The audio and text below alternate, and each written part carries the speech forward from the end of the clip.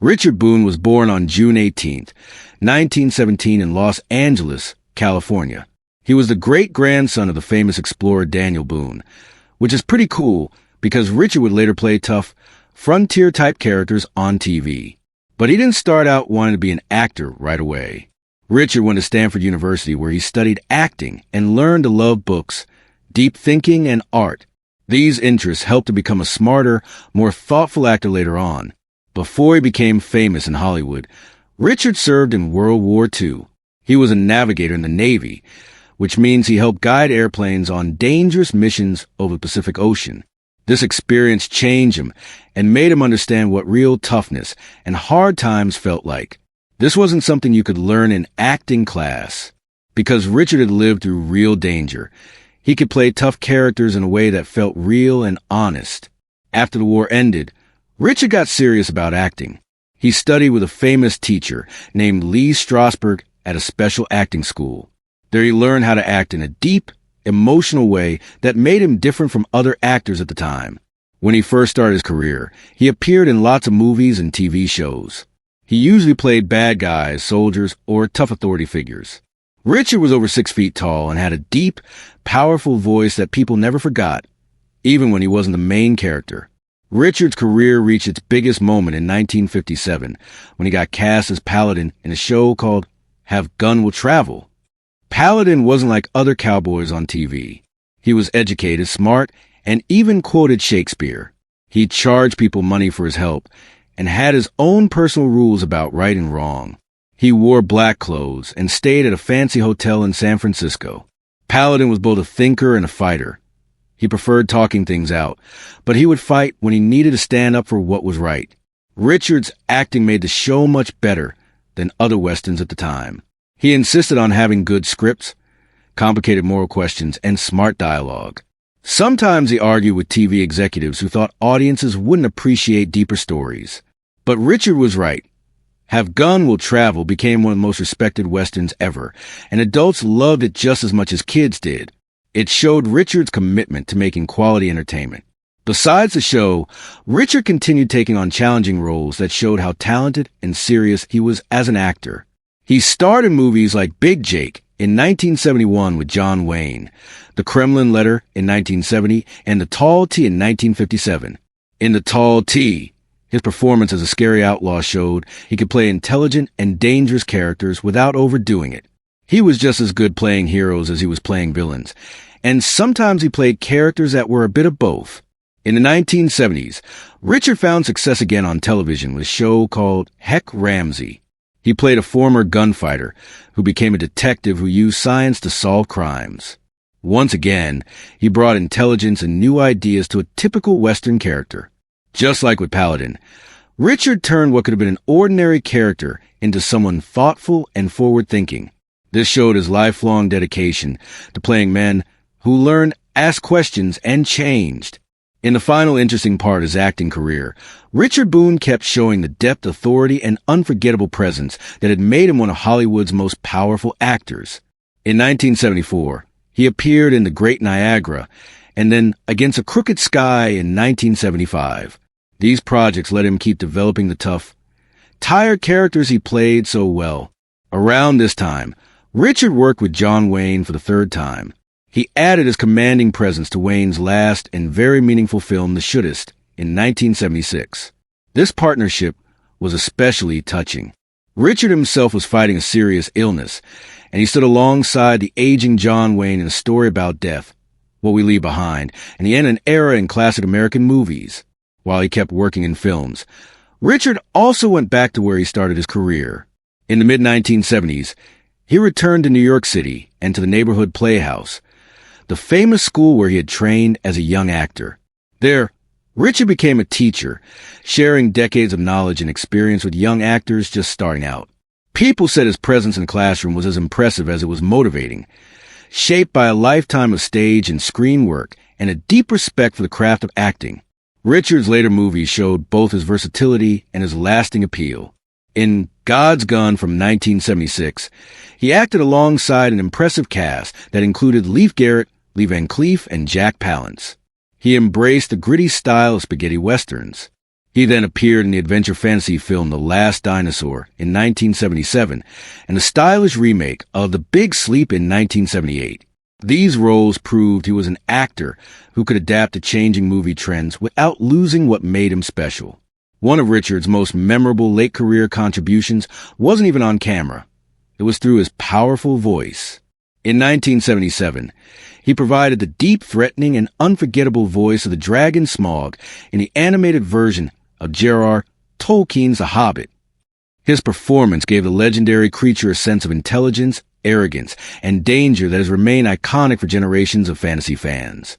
Richard's final screen appearances came with Winter Kills in 1979 and The Bushido Blade in 1979. These films closed out his career on a note of quiet intensity. Even as his health got worse, his performances still had the authority and emotional power that had defined his work for decades.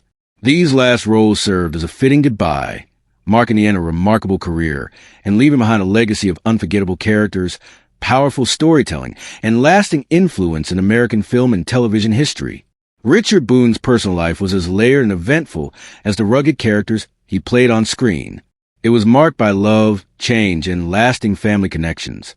He got married 3 times during his life, and each relationship represented a different chapter in his long and changing journey. His first marriage to Jane Hopper started in 1937, when Richard was still a young man trying to figure out his life, though they were only married until 1940. This happened during his early years when he was full of ambition but also uncertainty.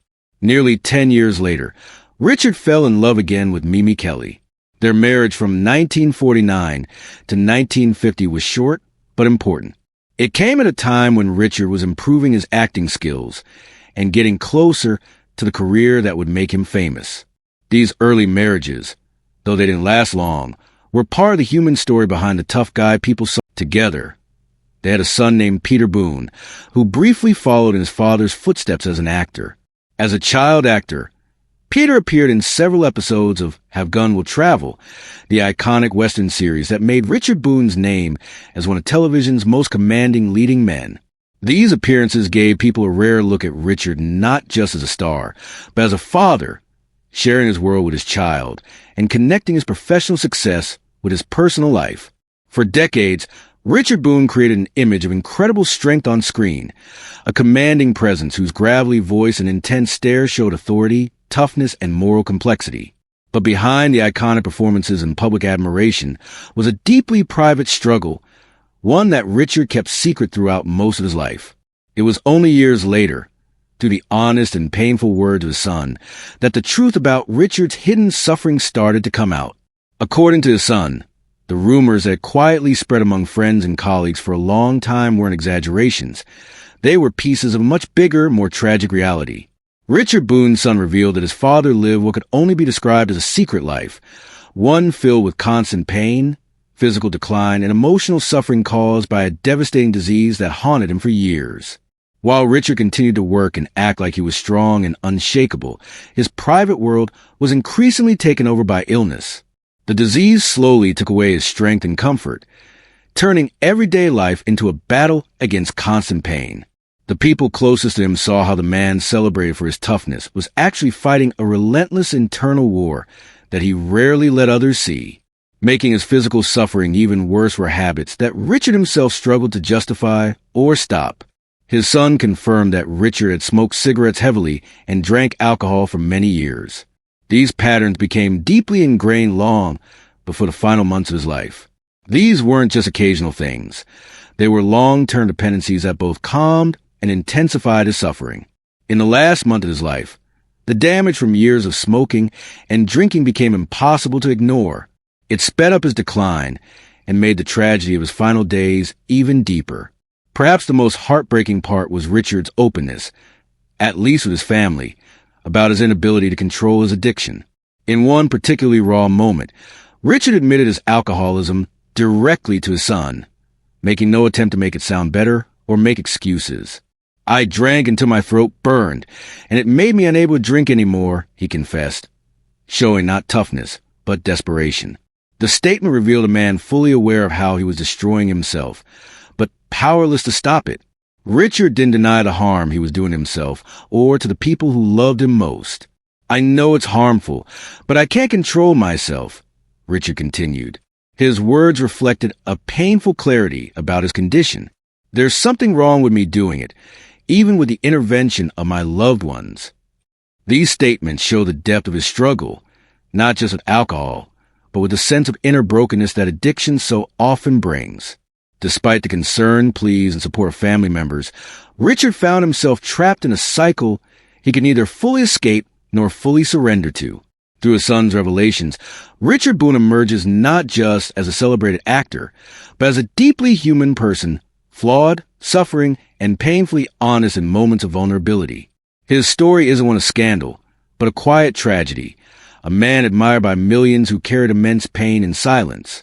In understanding Richard's private life, audiences are invited to see beyond the legend and recognize the cost of living with illness and addiction in a time when such struggles were rarely talked about openly. Richard Boone's final chapter was marked by quiet dignity, physical suffering, and a sense of closure that reflected the complexity of his life both on and off the screen.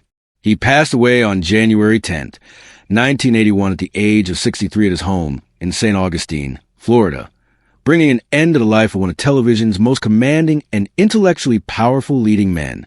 By the time of his death, Richard had been fighting throat cancer, a disease that was particularly cruel for an actor whose voice had been one of his most powerful tools. Richard's deep, resonant, and authoritative voice had been central to his screen persona, especially in Have Gun Will Travel, where his measured speech and philosophical speeches helped elevate the Western genre beyond simple gunfights. The illness gradually took away that defining trait, turning speech itself into a painful and exhausting effort. For a man who had once commanded movie sets with ease and confidence, the loss was deeply personal and emotionally devastating. Richard's cancer was widely believed to have been made worse by years of heavy cigarette smoking, a habit that was common in Hollywood during his time, and one he never publicly denied. Smoking had been part of the culture of the industry and of Richard's own lifestyle, often connected with long work days, stress, and social drinking. As his health got worse, the consequences of those years became impossible to ignore. The disease kept getting worse, and despite medical treatment, Richard's condition deteriorated, leading to serious complications that ultimately took his life. In his final months, Richard chose to stay at home rather than in a hospital, spending his last days in the relative peace and privacy of St. Augustine, a historic coastal city far away from the spotlight of Hollywood. Florida offered him a quieter life, one where he could reflect on his life, his family, and his work without the constant attention of the entertainment industry. People close to him later describe a man who was physically weakened but still mentally sharp, thoughtful, and fully aware that his time was coming to an end.